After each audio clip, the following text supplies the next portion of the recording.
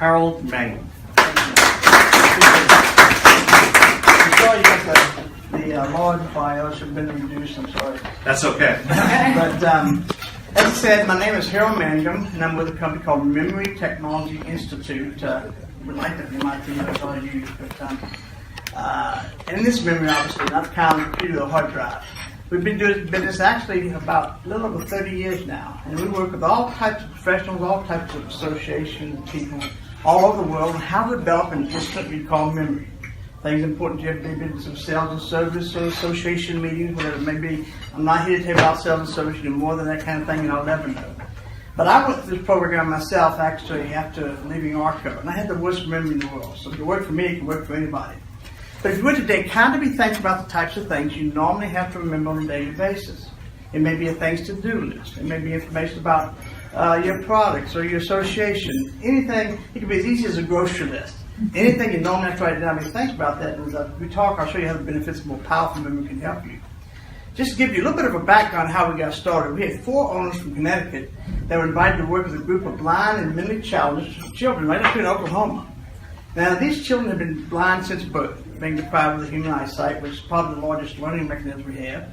But they have what we call about a 15% teachability index. Now, actually, I was at my stockbroker's office when I left the oil and gas company, and I was trying to reinvest that golden handshake they gave me. And my broker says, "Hey, we have a memory presentation. You might want to sit through it. Do you think about doing some more college work?" And I said, "Gosh, anything." I was such a terrible memory. But I sat through the program. And actually, back then, it was a 3-day program. It's 3 hours per day. We've reduced it now to 7 hours, so 2 nights or a full Saturday. But I was wondering, what do they mean about memory? Because I've been through some of those Dale Carnegie programs, associations. I knew that didn't work. It worked very well for me. But if I were to ask you today what the most important ingredient of all learning is, you'd probably say desire, or paying attention, or listening. But really, it's the memory. So if you had to pick up something at a meeting like this today, you had to go out and apply it this afternoon or tomorrow, and you couldn't remember it, chances are you wouldn't have learned it. Now, these children have been considered learning challenged. But really, they were, it was unteachable. But our company had a chance to work with a little over 28 hours. And after 28 hours, which they had a 15% teachability index, and even when I heard that, I thought, well, what is a teachability index? Well, it's the ability to be able to learn. But after 28 hours, they went from like a 15% teachability index to well above 90%. And they were excited, the parents, administrators, the doctors, you could about imagine. But that's where our company kind of got started, and we've kind of grown out into the business world since then. But I always tell the story when I get to come out. I don't get to come out as much as I used to. I do a lot of our contract negotiations or back up for our speakers. But I always tell the story really for a couple of reasons. Number one, I think it's a neat story.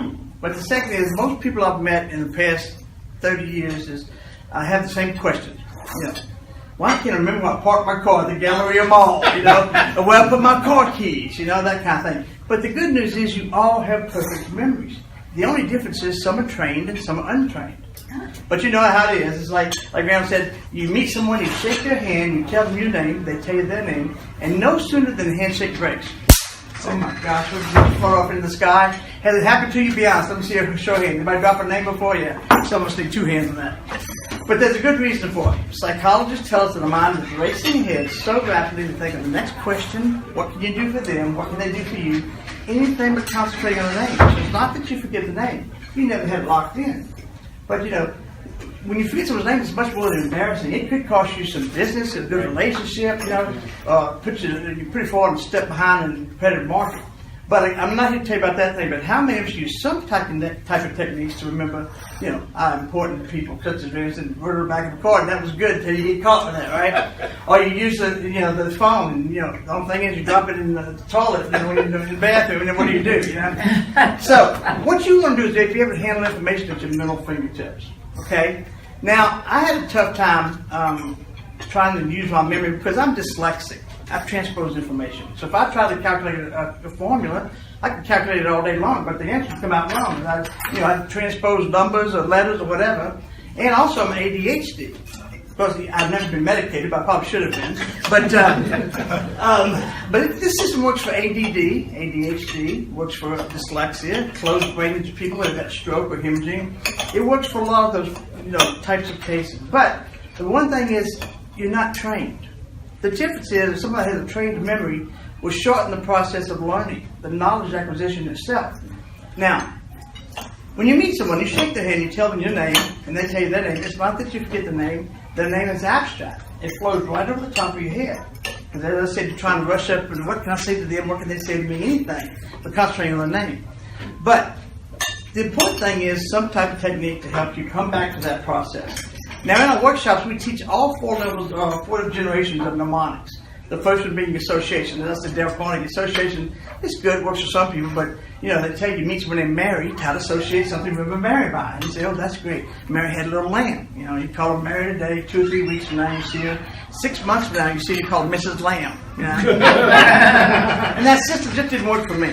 But as I went to this program and I saw what was happening, being a psychologist, I thought, oh my gosh, now I know what they're doing. I know why it works so well. But it's just an innate ability lying dormant in your mind. It's a matter of aligning the conscious and the subconscious mechanism so that when information comes in, it comes out the same way. Because when you can't remember someone's name, you're at the grocery store, at the restaurant, someone you may have worked with for years, 2 floors below or a floor above, and you have your family and you're shopping, all of a sudden you say, oh my gosh, Zip, what's that guy's name? I can't remember his name, save my life. And I see Zip, but I can't remember his name. So I don't want to introduce him to my family because I can't see his name. So I kind of duck and avoid, trying to make sure Zip doesn't see me in the grocery store. And then I gather my family and I try to get them out of the store. And on the way driving off about, a mile, a little voice in the back of my mind says, hey, what's that name now? It's Zip. And it comes right back to you. Well, you can't run back to the store and hope that he's there, hoping to say, hey, I want to introduce you to my family. Its process is gone. You needed the name right then when you saw it. Okay? Now, one of the things about memory is the biggest factor is stress suppresses memory. It's the biggest thing. We get so stressed out, our mind just shuts down. In fact, your mind will say, listen, you're going to put me into stress, I'm going to leave. I'm not coming back till you take the stress off. Now, that's really kind of dramatic, but that's really what happens. Because the stress overtakes your body and you shut down. That's why when you forget about it, you start thinking about other things, it pops right back. Because here's the thing about memory. When you lay down what we call memory traces, and they go into the long-term memory, they're there. Now, you may not use them for a while, and we have something called wiring in our brain called dendrites and axons and brain cells. And if you don't use that axon or the dendrite and file those chemical responses, called potentials, it may just kind of fade out. It's still there. So if you went back and knew what you needed to remember, and you knew at one time, just refurbished it, re-entered it into your mind, you could even stretch those dendrites even longer, where they remember even better. So you have some ability. Now, Alzheimer's is a big process today. Everybody's worried about that, and I can understand why 1 out of every 3 people is going to have some form of dementia. And that's scary. Right now, we almost have 6 million people right here in the United States. And they say by 2050, we may have 16 million. 30 million worldwide. Now, it's over $1 trillion business. But the problem is, most of you aren't going to come down with Alzheimer's. But what you have right now is what they call cognitive impairment. It's just because you don't have a trained system. Once you have a trained system, it takes care of the cognitive deficiencies that you think you're going to have or that you have. And it takes over. Because it takes a path of least resistance. And this is the system that works the best. So what I thought we'd do today is find out how well you're working memory working for you today. So I thought we'd do what we call a little bit of a memory test. And I really shouldn't call it test because later to another test has a negative connotation. So let's call this a memory opportunity. Doesn't that sound a lot more positive? Yeah. Okay. Now, what I'm going to do, if I get somebody to help to pass out these forms, I'm going to pass out forms and hopefully I have enough, not some blanks. But when you get these, if you would, slide this little game card. There's a lot of propaganda in here with brochures and cards and all that. You can slide it off. What we're going to use is this little game card right here. Okay? And you can fill out the top 5 lines if you want to. I'm not going to put you on junk mail. You're never going to have to see or hear from me again if you choose not to. But as he passes out, I'll keep on talking. As he said, we do work with all the Fortune 500 companies throughout the nation. We do workshops with Texas Instruments every 90 days. We work with a Six Sigma group. We teach Six Sigma in a DSEG group. So we work with AT&T. We taught them how to remember the mission statement so they could win the Michael Bars Award. We did work at Xerox. We've done like 1,700 of their employees up in Rochester, New York, because they use 6-step decision well. Everyone has to use their memory. I don't care if you dig a ditch. You have to remember the dimensions to dig. So you have to use your memory for something every day. Now, I think we've got those passed out. If anybody needs some, we've got some extra back here. But what I want to do, if you look at those top 5 lines, you'll see under the top 5 lines it says, do you remember? Then it has 15 numbers and 15 blanks. And what I'm going to do, I'll go around. I met some of you. I'm going to go around. If you would, share your name. And then I'd like you to pick an item, okay? Like I might say, for example, I might say, Grover, give me item number 1. You may say a flag. You may say iced tea. You may say the sky outside. It doesn't even have to be this room. Whatever comes to your mind, I'm going to pick 15 different items and fill in the 15 different blanks. At the end of the time, I'm going to give you all some time to study, and we'll see who can remember all 15 items in the right order. Okay? Everybody understand the mission? Okay, here it goes. Let's say, Grover, we'll let you choose number 1. Give us item number 1 and say it loud enough so everybody can hear it. Anything you want it to be. Pistol. Pistol. Everyone write pistol with blank number 1 there. Pistol. Someone have a pen? Oh, you know what? There you go. I don't care what it is, I have to use it, but there you go. Pistol. Oh, yeah, he's got a whole box. Anybody else? Okay. Okay, David, how about item number 2? Dog. Dog. D-W-G, right? D-W-G. Dog. Okay, yes, ma'am. Your name is? Andy. Andy. Okay, how about item number 3? Yellow. Yellow. Okay, yellow. That's going to be easy. Yellow. Number 3. And back here, is it Brian? Yes. Okay, Brian, how about item number 4? Car. Car. Okay, that's good. Car. Number 4. Okay, Zip, how about item number 5? Bottle. Bottle? Okay, bottle. Bottle for number 5. Bottle or bottom? You said bottle, right? Bottle. Yeah, bottle. No, new car. Okay, good. All right, bottle. Okay, let's see. Right here, yes, ma'am, your name is? Karen. Karen, how about item number 6 for us? Sleep. Sleep. That's important. That's important. More so than you realize. Sleep.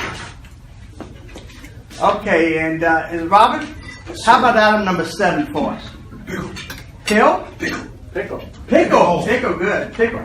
Pickle for number 7. P-I-C-K-L-E. Pickle. I guess I can't spell that good. Pickle. Yes, ma'am. Your name is? Edie. Okay, Edie, how about item number 8 for us? Light bulb. Light bulb. Light bulb for number 8. Okay, yes, sir. Your name is? Mark. Okay, Mark, how about item number 9? Boat. Boat. Boat for number 9. Okay, and how about item number 10 for us? Princess. Princess. Princess for number 10. Okay, I didn't hear your name. Lloyd. Lauren. Well, how about number 11 for us? Shovel. Shovel. Shovel. Okay, right back here. Yes, sir. Your name is? Don. Don. Okay, Don. How about number 12? Cup. Cup. Okay. Cup for number 12. And did I hear him say Jenna? Jenna. Okay, Jenna. How about number 13? Coke. Coke. Coke for number 13. Okay, now I'll give you one. Let's say table. How about table for number 14? Okay, and this is it Joshua?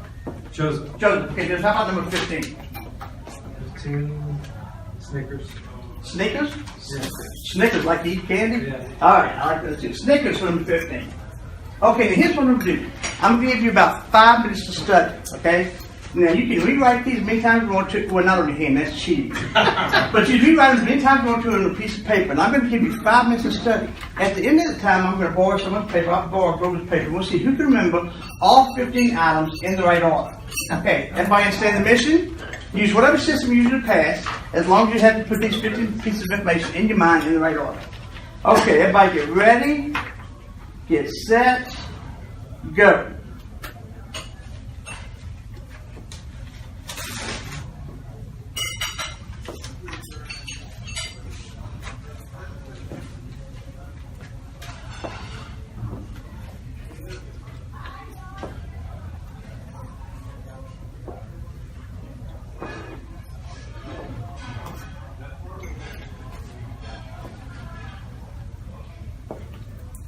Okay, you have about 4.5 minutes to go. I'm not trying to, stress you out. I won't go da da da da. I just want you to know where you are.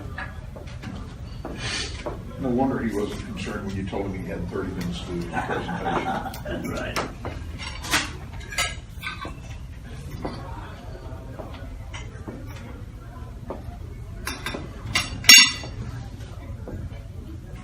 I got it.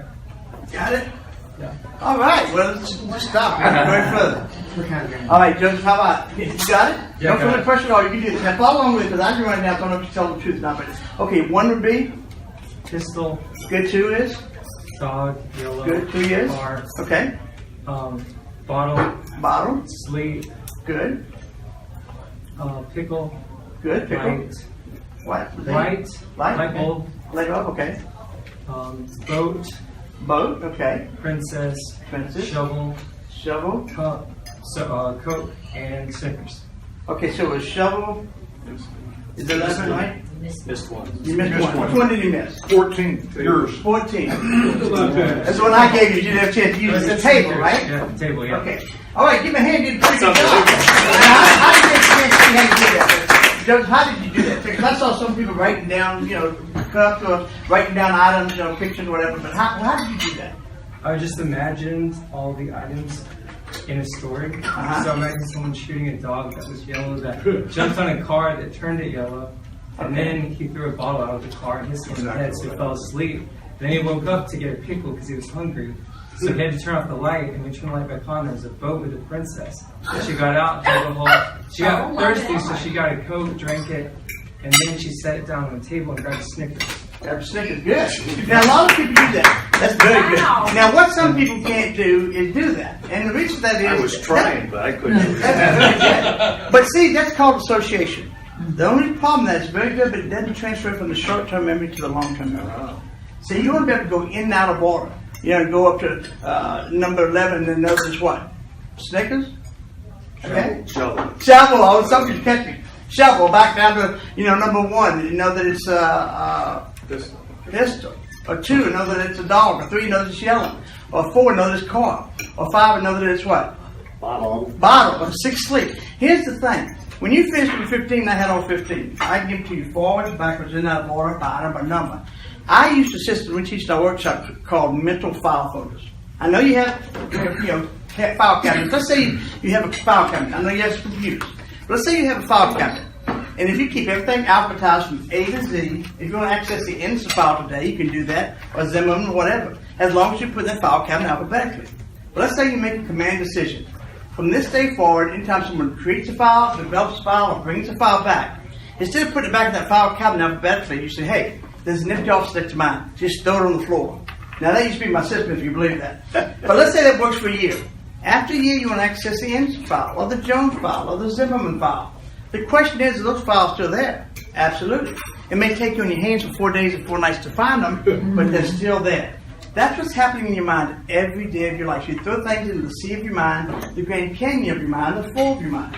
So when you finish number 15, you want to be able to handle it with your mental fingertips. But when you have to go back and write in 5 minutes, you had a chance to do a few things more than I did. But you had a chance to do things, you got the chance to select the items, most of them. You had a chance to see the items in your mind. You had a chance to write them down. And you had a chance to review them or hear them. All I had a chance to use was the hearing the week before the memory. But when you finished 15, I had 15. But what I did was I used a system called mental file folder. Let me show you how that works, okay? Let's say that this is a file folder, and it is, okay? And let's say what I have is a piece of paper, and I want to remember this piece of paper, and I put it in this file folder. Now, I put this piece of paper in this file folder, and when I leave this afternoon, I put it on the back seat of my car, and I turn a little bit too fast, getting back on 75, what happens to it? It falls off the back seat, and everything separates from the floorboard, right? It's all over. But let's say that I want to remember this, but I put a little glue on both sides of it. Then when I open up my file folder, put that piece of paper in my file folder, close it up. If I put it on the back seat of my car, it may fall off the floorboard, but it's not going to separate until I want the adhesive to release. That's what we do in the workshop. We teach you to use 3 little letters. It's an acronym called FPG. F stands for file. Okay? Somewhere, a mental location in your mind to store the information.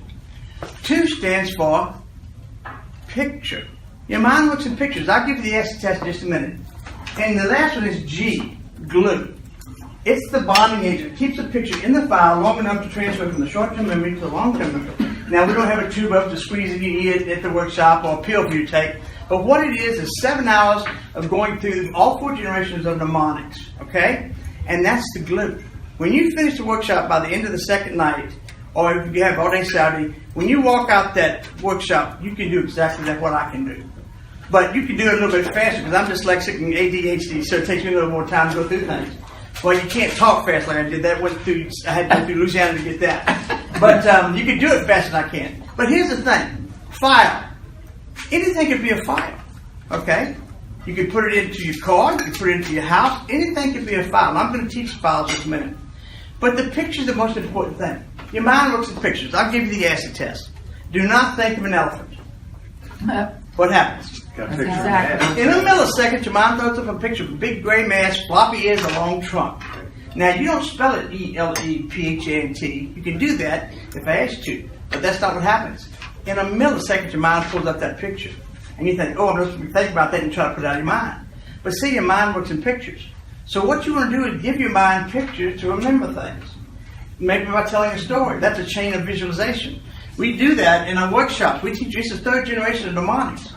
The first generation, basic association, like the marriage situation. The second is what we call the loci system. Okay, you put things in places and you remember in places. The third generation is the storytelling, and the fourth generation is how to use this system: file, picture, glue. Because this system works better than any other form of 3 generations. Now, here's the thing: when you create these files and you go out and you make these pictures, put those pictures in the file, and then you glue them, it comes off with another little acronym off with a G for the glue. Another little acronym is called VIA, V-I-A. VIA or VIA, that's not by way of, okay? But our VIA stands for vivid visualization, imagination, and active action. Now, there's 2 types of actions: active or inactive, right? Mm-hmm. Active action is running, jumping, crashing, burning, spearing, anything like that. But, passive action is like walking, sauntering. It's too passive. Your mind wants fast and it wants a lot of pictures. See, you have two sides of your brain. You know that. You've heard of all the the techniques and all of the skills of the left hemisphere, the right hemisphere, left quadrant. But here's how your mind works. The right side of your brain works in pictures. Okay? It's like imagine you had a big collage of pictures up on this wall. All right? And everything you've ever seen, heard, smelled, tasted, touched, or did, or read in your lifetime is up on this wall in a picture format. Now, the right side of your brain only works in pictures. That's why it's so important for you to give it pictures. Now, it can only work, though, in the right now, the here and now. It can't work in the future, or the history, the past. It has to work in the here and now, right now. That's why we give you focusing exercises in the workshop. You learn how to focus and work with things to handle that file, that picture, and that glue. But that's the left side, right side of your brain. So everything you've ever done is up on this wall. Every picture and every detail of the detail of the detail of the detail of that detail is on that wall. Now that's the right side of your brain, but it only works right now. Now the left side of your brain is what we think the analytical part, right? But it only works in language. That chatter that's in your mind that says, oh, Robert, don't forget to go by the grocery store and pick up those bananas because you like bananas in your cereal in the morning. It's that kind of what we think conscious is, telling us, oh, we should or shouldn't do that, right? But it only works in language. But the left side of your brain only works in the future or the past. It can't work in the here and now. So it goes over and pulls that picture down from that collage and gets all the details of the details of the details and tells you in the future what you think you're going to do to avoid that situation or do that kind of situation, because now it's kind of telling you, oh, I'd like to do that. Or it tells you the past, what you did with that picture when you created it. Now you have to learn how to build those pictures. That's what our workshop is. You sit at tables like this. You cannot use a pen or pencil to take notes in our workshop. If we catch you using a pen or pencil, we'll take it away from you. Now it's nice, Mont Blanc will give it back to you. But we have 4 guarantees that we guarantee you get the system because you do the system. It's experiential type of training. You get involved, you do the technique, okay? We just guide you through that. Now we do a lot of positive placement in your mind. Nothing illegal, harmful, it's all G-rated, okay? But we only have 7 hours to work with it. So we have to put a lot in your mind before you know it's there, and then we activate it. Now you take tests along the way. The first hour you take tests, the second hour you take tests. So you take tests along your way, and you see how your brain opens up and gives you this information, holds on to it, and you think, oh my gosh, this is the best thing since sliced bread. And believe me, that's what you'll think. You'll think, oh, I wish I had this in high school when I was young. I wish I had this when in college. That could have been magna cum laude instead of laude cum laude, okay? But The important thing is it works. It works for every individual in this world. It works for, I said, closed brain injury people, stroke, hemorrhaging, for ADD, ADHD. It works for early onset of Alzheimer's. Now, most people, when they get into deep Alzheimer's, you can't pull them out of that, okay, because it's brain cell deterioration. In fact, if we all live to be 105, we're all going to have brain cell deterioration, okay? But if you catch it on the early onset, you can stave it off, okay? The other thing is, we find out that most people, if their mother has Alzheimer's, they have a higher likelihood of having the APOG4 gene. Now, that's not 100% true, but it's becoming to be more of a statistical thing. So if your mother has it, you may get it. But if your father has it, you probably won't get it. So, if you know that, and you know that you can start to stave off some of those things and slow it down, or you're prolonging, that's what you want to do. See, our bodies are living for longer periods of time. Our longevity is getting better because we're getting the right kind of food, getting the right kind of exercise, but our brain's not keeping up with it. We don't have the cognitive reserve that we need. That's what these systems do. So in the workshop, we go through all 4 generations of mnemonics, and we teach you how to do what we call neurobics. Neurobics is the maintenance of your brain cells. It's the thing that keeps the brain and the cognitive reserve going so strongly. It's the thing that keeps you active, okay? It keeps your mind active so they can parallel the longevity of your body. So what you need to do is learn how to do those kind of things. Now, crossword puzzles are good, doing things that you're involved with, that's very good. I don't like to talk bad about things, but these games on the computer, they tell you to do this for brain games, it's just a game. It's a one-way communication. You can't really participate as much as you want to. In fact, there was a study done by a psychologist many years ago, and he took these mice, and in one cage he put mice with wheels and things they could jump over and run and all that, and in the other cage he elevated so they could watch the mice doing the exercise and doing the tricks. Well, they measured the mice's brain before they went in. The brain of the mice that were doing the activities, their brain began to get larger. The brains of the mice that were watching, it stayed the same. In fact, some of it deteriorated. In fact, watching TV will kill your brain. Okay? It's dead action. It won't do anything for you. But, crossword puzzles, things like that, or challenge yourself and getting involved is going to help your brain much better. Now, neurobics is what we do with that. That's called neurobics, is the exercising of the brain, so that you have the mental cognitive reserve when you need it. Now, here's the thing about your brain. It builds what we call neurotrophins, and what these neurotrophins do is they create the good side of your cognitive reserve. It creates the long-term picture.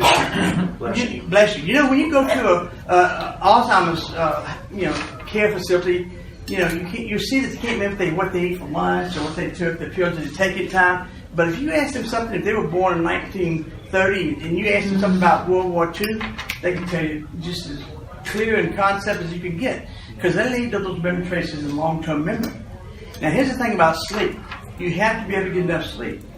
When you go to the 4 levels of sleep, you have to get to the 4th level to be able to move the information from the short-term memory to the long-term memory. Now, with realizing now that our hippocampus really controls, it's kind of our product system or production system that operates all the other systems. So when you get down to this 4th level of sleep, that's where your brain, your hippocampus takes over and starts to place those long-term memories into the long-term space that they needed. Now, if you reinforce those, it gets even better. Because those pictures on the wall had details of the detail of the detail of the detail of that picture. And everything that went with it. If it was hot and it burned you, if it smelled good, if it smelled bad, all those pictures are still there. But it's what's telling you, hey, don't do that. Yes, you can do that. I like that because, it's rewarding. I want to do more of that. So what you have to do is train your brain to do that. Now, I'm going to show you a process, okay? In our workshop, actually the 4 guarantees of the workshop is this.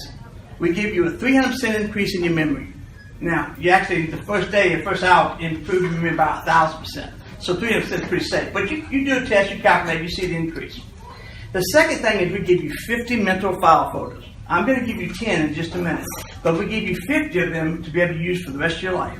I can actually use 1,000. You can give me 1,000 items like you did those 15. And when you finish number 1,000, I can go back and give you the item in and out of order by item or number. And believe me, I'm not very smart, as I said.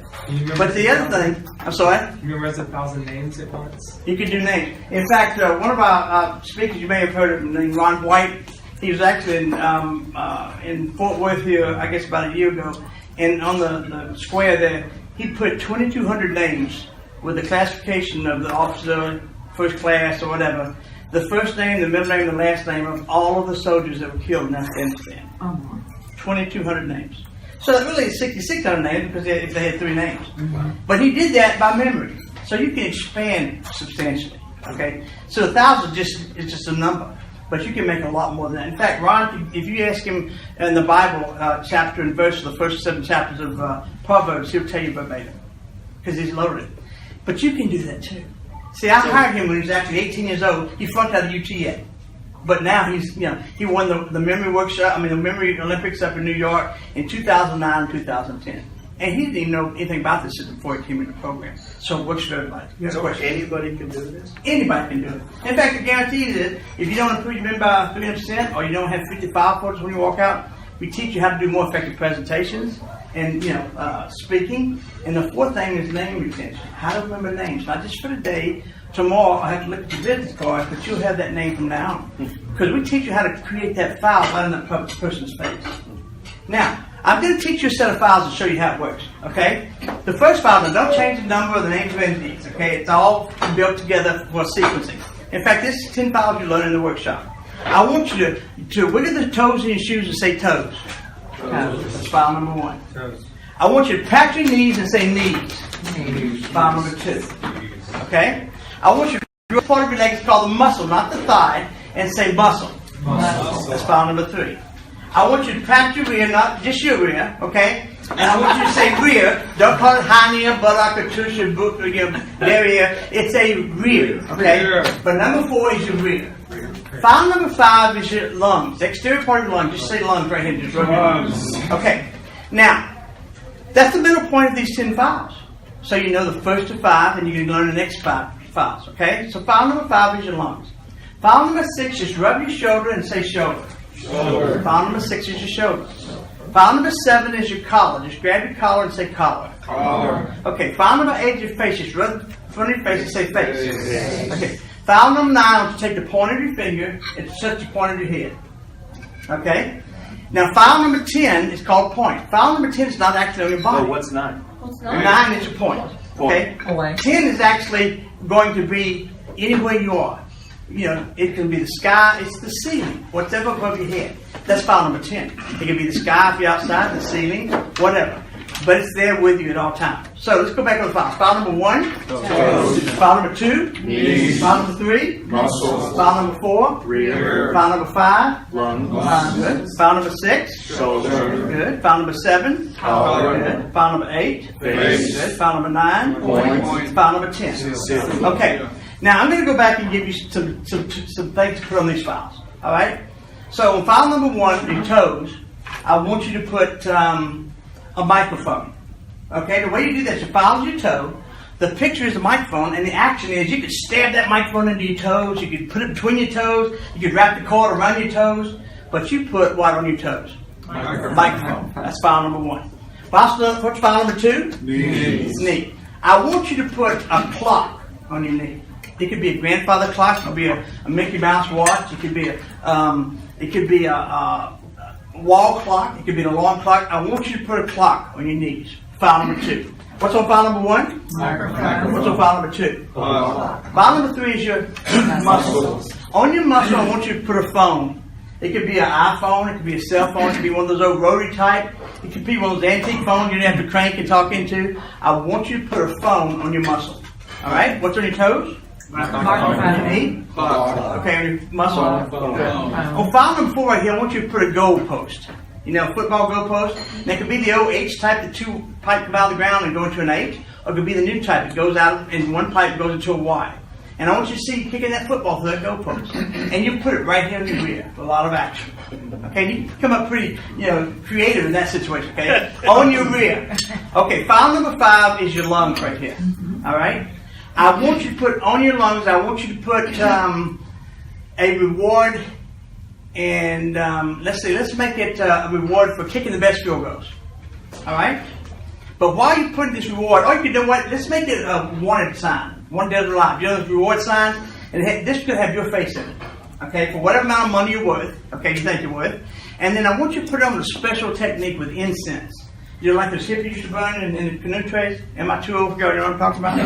No. Okay, so on your lungs right here, I want you to put a reward sign with your face on it, put on with incense. So that's what you remember on your lungs. What? Reward sign? What? Your face put on with incense. Okay, file number 5. What's on number 1? Microphone. File number 2. File number 3. File number 4. Goalpost. File number 5. One is Okay, reward sign. file number 6 right here, I want you to put a mobile home. It could be a double wide, it could be a single wide, it could be a Winnebago. Oh, it could be any kind of mobile home you want, all right? But you're going to put it right here in your arm, okay? You can be one of those FEMA trailers, okay? You do those? Okay. All right, file number 5, on number 6, we're going to put a mobile home. What's file number 7? Collar. Okay, on your collar right here, I want you to put a lot of money. You could $1 million in $100 bills wrapped around your collar, staple it to your collar, okay? The operative word here is money. You put money on your collar, all right? What's file number 7? 8. Face. Your face. On your face, I want you to take, and I want you to put a Bible, all right? You can open up the Bible, just stretch it, and put it right on your face. So what do you put on your face? A what? Bible. What's file number 9? Okay. On file number 9, I want you to put a 1-bedroom efficiency apartment.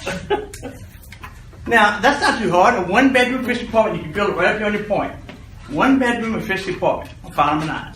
What's file number 10? Ceiling. Okay, on the ceiling, I want you to put a brain, a human brain. And it's kind of gross, but you can throw it up in that vent right there, or into that light and shock, with that formaldehyde dripping all over there in front of Lloyd's your plate.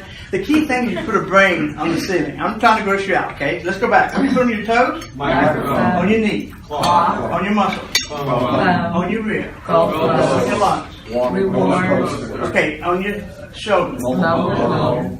On your collar. Bible. Yes. On 9, 8, not yet? 9. Bible. And 8 is what? Bible. File number 9, your point. Apartment. And number 10, you put a brain. Right. Now, let's say that President Trump came into Dallas. How much time we looking at here? We got some time? Oh, good. Actually, Okay. we've got 2 minutes. Okay, I want to do it. Okay. I'm having so much fun. Donald Trump comes in and he says, David, he said, I'm going to come back through, here in a month or so, and I'm going to invite every government employee that works in the state of Texas into the Cowboy Stadium. And I want you to lead a brainstorming session. What would you say? You said, yes, sir, Mr. President, I'll be glad to. So he goes off and he comes from Washington and comes back in a month. And he gets up behind the podium and he says, I've asked the young man here to lead a brainstorming session. Are you here, David? Are you here? And David way back in the crowd. And he raises his hand and says, okay. He said, David, come on up here. He's going to lead a brainstorming session. You all have some excellent ideas. Come on up. And while he's waiting to come up, the Secret Service getting over by and saying, okay, now, he looks normal. Everything seems to be okay. But when David walks up, he doesn't just, take the microphone from the president. He jerks that microphone away from the president, and all the Secret Service boys getting on their guns, and then he realized, okay, But you know what? He doesn't get behind the podium. He doesn't need a slide system. He doesn't need, carousel slides. He's going to do it from his fingertips, mental files in his fingertips. He says, when President Trump asked me to lead the brainstorming session, one thing that I knew was that I'm going to have a talk in a microphone. So I started to train myself on how to use that microphone. And you know what? This crowd is awful big. It's thousands of people. But I have to use a microphone. But he said if I didn't, I could just talk to you without anything. But he said I wouldn't have to get crutches and get behind the podium and follow an outline, or a note card. He said I could do it without that. But he said let's talk about some brainstorming stuff here. He says the next thing I want to talk about is you all have the same amount of time to get your job done in a day's time. Some of you get more done than the others. Let's talk about time management. Let's talk about how you use your time. He looks right down and he looks at that clock right under his knees. He talks about time management. He says, every one of you have to talk to each other. You have to talk to your constituencies. You have to talk to Washington. Let's talk about your communication effort. Let's talk about, how you project yourself through communication. Let's talk about your effort on communication. He just pulls that phone right up to that muscle. He says, I know that, President Trump's, the White House always sets goals for us. But let's talk about setting our own goals. Let's talk about some goal planning. What's the first? What's the second and the third? Let's talk about some goal planning. You pull that goal post right off of his rear end, and there it is. He talks about goal planning. He says, I know some of you have been here 20 years. You'd like to have more reward and incentive programs. Let's talk about how to get more money. If you make more money, we can do more things in Texas. Let's talk about some money-making propositions. He pulls that reward and incentive program right off the reward sign with his face put on with incense. So he talks about reward and incentives. And he says, I know that one thing that you have to do, some of you are at the 4th level of your career, but you can go to 5 or 6. Let's talk about some upward mobility. Let's talk about how to climb the career. Let's talk about your upward mobility. He pulls that mobile home right off his shoulders. He talks about upward mobility. He says, one thing you like to make more of is more money. If you can make more money, you can do more things, right? He pulls that money right off of his collar. He says, the one thing we have to do every morning is read our Bible, because we've got to get it a good start, right? So let's talk about how to pray, how to read our scriptures. You look right at that Bible on his face. He says, the one thing that I really want to do, though, is tell you, how can you be more effective in your business? How can you be more effective in your job? Let's talk about your efficiency level. He looks right there, 9,000 square foot efficiency apartment, 1 bedroom that you built, right? And then he says, of all that, we're going to work smarter in the year 2018, not harder. Let's talk about our brain power. Let's talk about how to train people. Now, he didn't have to use one crutch or one outline or anything else. President Trump gets up and said, that young man was so good, he didn't even use notes. Bull. He had mega notes hanging all the way around his body, but he was the only one that could see them. You see how important that is? You know what the number 1 fear in America is today, folks? Public speaking. You know what the number 6 fear is? Death. If I got to talk, you shoot me. That's the way people feel. But you can have the information. You don't have to use prompters. God love him. Obama started that. He had a budget for his prompters. You don't have to use prompters. And Trump's using them too. Those are crutches. Those are things you have to fall back on. What if those projectors? What if those prompters aren't working? And all your notes are on there, and you didn't write anything down. You're in trouble unless you put them on your file cabinet right here. So that's body files. You can use it for anything. I could use it for those 10 items. This is easy. You got the items, Joseph. What's number 1? Microphone. Yeah, what's number? No, okay, but what on the 10 items you selected on? What's number 1? Pistol. Pistol. What's on number 2? Car. And what's number 3? Yellow. You can make your muscle yellow, right? What's number 4? Car. Okay. What's file number 5? Bottle. Bottle. What's file number 6? Sleep. Sleep. What's file number 7? Pickle. Pickle. File number 8? Light bulb. Light bulb. File number 9? Boat. Boat. What's number 10? Princess. Princess. See, you can put those pictures as easily as you did those other 10. You can use your mind at your most efficient way, in the most efficient level, if you use it your normal way. When you align the conscious and subconscious learning mechanism, you will not stop learning. And that's what you have to do today, is you have to improve your memory every day of your life. And it gives you that cognitive reserve so that it doesn't fail the longevity like your physical does. Now, I know we've got limited time here, so I'll be here if you have any questions. I know you're going to do some more business. First of all, Oh, thank you. So that's what I want you to, that's what we're going to focus on. We're going to start at the beginning. When you wake up in the morning, how do you wake up in the morning? What do you smell in the morning?